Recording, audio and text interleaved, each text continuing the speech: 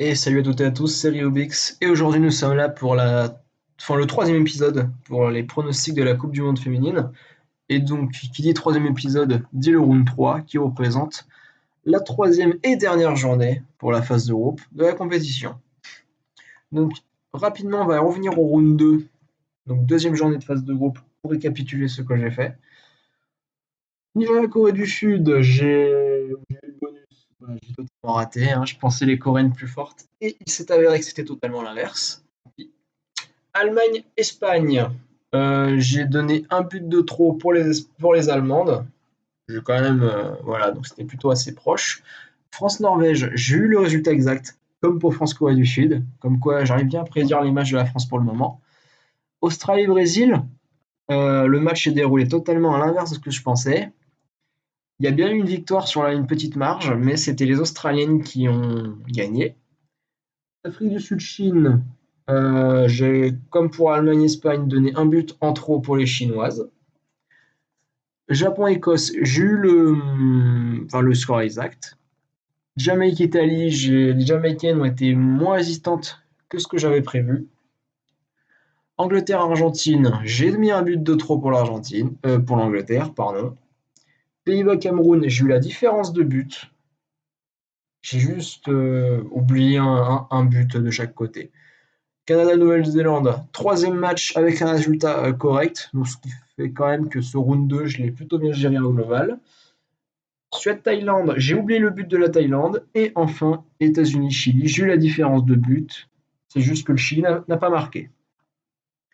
Donc, on va passer aux prédictions de la dernière journée.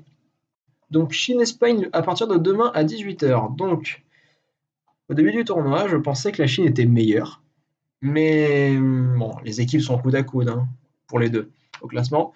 Mais au fil du temps, je pense que les Espagnols sont finalement un peu au-dessus des Chinoises et ça devrait faire un bon match pour finir le groupe 2-1 pour les Espagnols. Afrique du Sud, Allemagne. L'Afrique du Sud va quitter la compétition, je pense que c'est clair pour moi, peut-être pour pas mal de gens aussi. Je vois pas les Sud-Africaines marquer dans leur troisième et dernier match de Coupe du Monde, malheureusement pour elles. Elles sont quand même face à l'Allemagne, une favorite, qui devrait s'imposer par 3-0, normalement. Enfin, non, quoique les Allemandes ont tendance à avoir des difficultés pour finir, même si elles gagnent leur match. Je pense que le 3-0, ça va être 2-0. Et ce sera pas mal. Les Allemandes gagneraient, feraient 3 victoires en 3 matchs. Nigeria-France, je pense que comme pour la Corée du Sud, le Nigeria ne marquera pas contre nous, mais on marquera que 3 buts. Ouais, c'est ça, 3 buts. Voilà. Voilà, ça va être plus ou moins France-Corée en match d'ouverture, mais le Nigeria sera un peu plus résistant, enfin peut-être. Elles n'ont pas quand même été très bonnes défensivement la plupart du temps. La Corée du Sud, je ne vois totalement pas marquer contre les Norvégiennes, malheureusement. Ça veut dire qu'elle finirait le tournoi sans avoir marqué de but. Et la Norvège, elle gagnerait ce match sur le 2-0 et ça finirait quand même bien la phase de groupe. Ensuite, nous sommes le 18 juin, donc le groupe C, donc Jamaïque-Australie, hein. La Jamaïque ne marquerait pas de but selon moi. Et l'Australie s'imposerait sur un bon 4-0, ce qui devrait leur permettre de se qualifier si je ne fais pas d'erreur de calcul. Il me semble qu'elles sont troisième pour le moment, mais avec un 4-0, ça leur ferait une belle différence, qui leur donnerait au moins la deuxième place. Italie-Brésil, donc gros match pour finir le groupe C également. Il me semble que l'Italie pour le moment est en tête avec 2 victoires, mais je pense que ça va finir avec un groupe 6-6-6. Ouais, c'est ça. Donc deux victoires, deux victoires, deux victoires, deux victoires, une défaite, une défaite, une défaite. Donc ce serait l'Italie qui perdrait 2-1 face aux Brésiliennes. Bah, je crois en plus que c'est le plus populaire, si j'ai bien regardé. Donc, le Brésil devrait s'imposer et ça se jouerait vraiment. Il y a une différence entre l'Australie, l'Italie et le Brésil.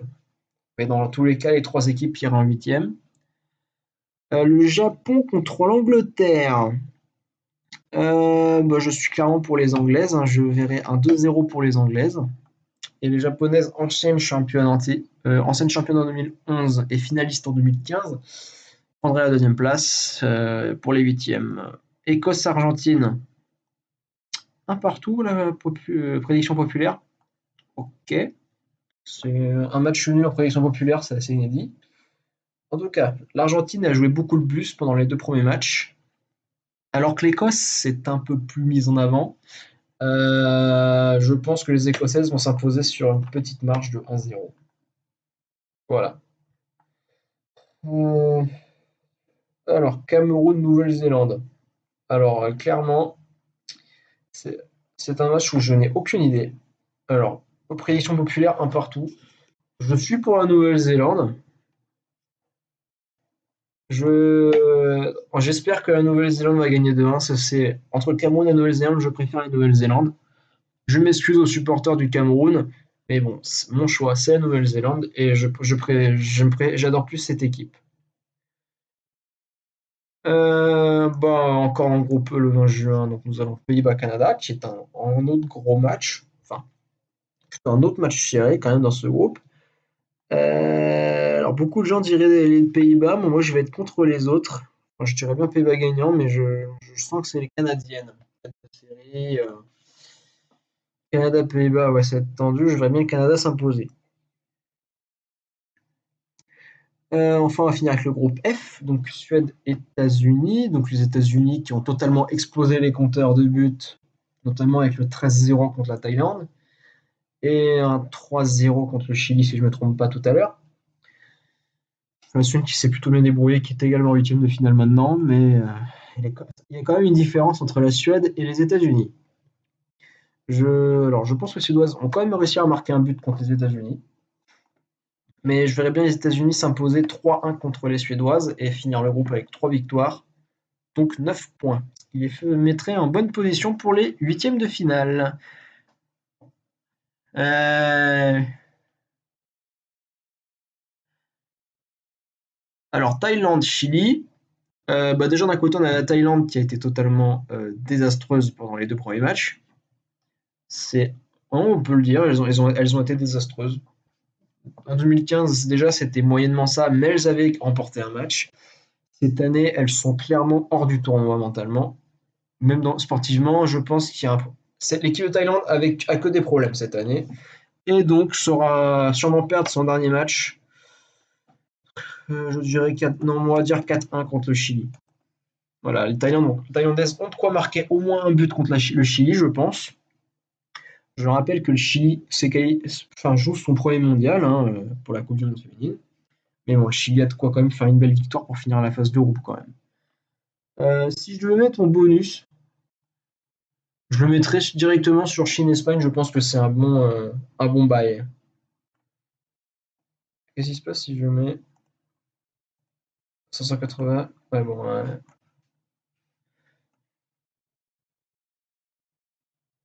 Ouais, on va partir sur Chine-Espagne, ça me semble être une bonne idée. Donc je vous dis à la prochaine fois et non, attendez une minute. My Leagues, je vais vous présenter ma ligue, donc Réobix YouTube. Euh, Vous pouvez copier ce code pour rejoindre ma ligue et essayer de faire des pronostics avec moi et mes amis, donc pour voir si vous êtes meilleur que moi dans les prédictions du tournoi. Donc copiez ce code 2BA99B26 et si vous voulez participer et que le meilleur gagne. Donc c'était Riobix et je vous dis à la prochaine.